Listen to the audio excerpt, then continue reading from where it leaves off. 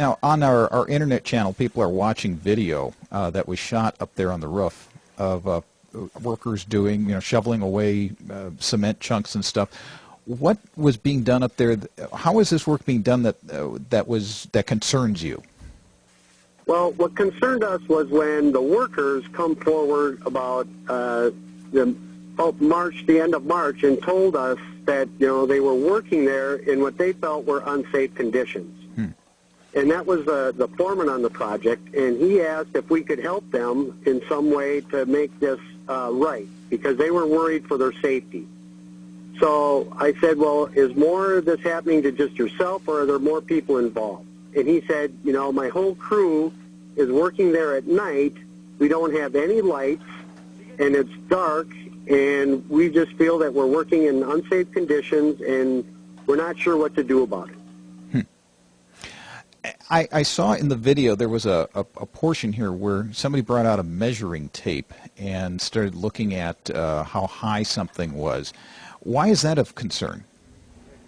Well, the issue with the height and where they were dropping these pavers, which weigh 80 pounds, is that when on a construction site, anything over 22 feet is my recollection, where you need to have a chute to drop your debris down into your dumpster or your next area. But here, it was 25 feet where they were dropping these 80-pound pavers in the dark from one area of the roof up above them, down onto a lower area where no chute involved, dropping them down there, and then they break into pieces, and then they would take them from there and put them into a chute that was in a hatch that's used for the roofers to get onto the project. So we're dropping heavy things further than they're supposed to be dropped. We're forcing without a chute. We have workers working in the dark. We have some what apparently are unsafe conditions, and apparently one of the workers was disciplined for making noise about this or complaining about it. Well, what he told us, and it's in his affidavit if you go to our website at www.rooferslocal96.com. It talks about how, he'd come forward and that he hadn't really worked since he'd come forward and said that he didn't feel he was getting paid the correct wage, and that he was working in unsafe conditions, and that, he wanted a voice in the workplace. And then he was, told that he was probably going to be taken off the project and be given other work, and as soon as it comes up, they'd let him know, and he really hasn't worked in quite some time.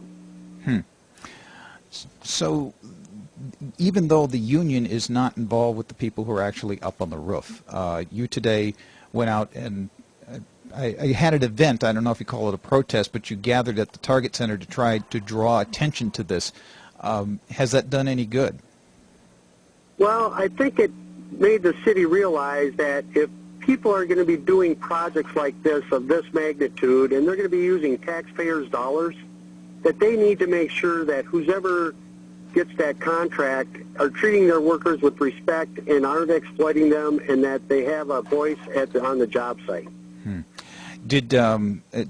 to tell people, because they may not be aware of this, this is a project that is being funded by public dollars. It is, remodeling the roof to make it green, as it's called, not to paint it green, but to make it more environmentally friendly so that the water isn't running off where it shouldn't be. All good things that should be done. But the City Council has a big say in this. Are you getting support from the City Council here that something needs to be done? I think at first they weren't sure of what all the issues were, but I think once they realized that the workers have come forward, Barb Johnson actually spoke at our rally today where we had our news conference, and said that if this is actually going on, that the city needs to step up and make sure that they do the right thing.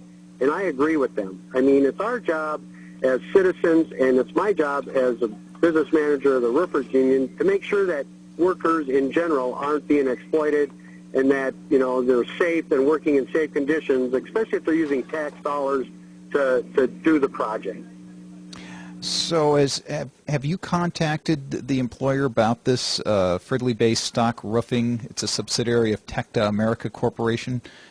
Has anybody from the union talked to them about this or brought up these problems, and have they had any response? Well, as we talked to the workers, they decided that, their best option would be to organize and have union representation so they could become a union contractor per se, and that the workers would be protected and we'd be able to help them in the pursuit of any issues they might have in the workplace. We went to their shop yesterday and asked to be recognized as the bargaining agent for the workers, and we were told that we should leave and come back later. They didn't really say come back later. They just said they thought we should leave. Go away and please don't come back. So what happens next in this whole thing?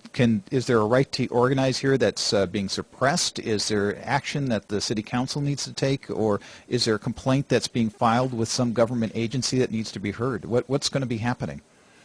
Well, the foreman that talked to us originally has filed a complaint with the city's Human Rights Division to get the payroll because he felt he wasn't getting paid the correct roofer's wage.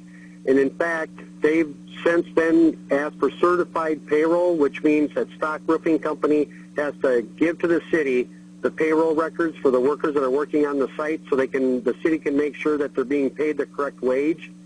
So I know that's under investigation, but we felt that we needed to ratchet it up a little bit so that it happens and these workers get paid what they've got coming to them before the project's over. And if this contractor isn't paying the correct prevailing wage, what's the repercussions?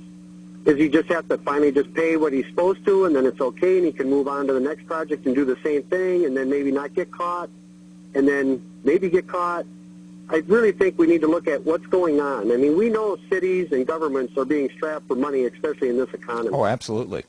But what we don't want to see happen is that in the future, when this is going on and the bids are being taken, that, local governments or any governments are taking the low bid and then shoving the cost on to the backs of the workers and making them work in either unsafe conditions or not paying them the correct wage. Okay, Rob Snider with the United Union of Roofers, Waterproofers, and Allied Workers, Local Union 96. Thanks for filling us in on this story. We really appreciate the help today.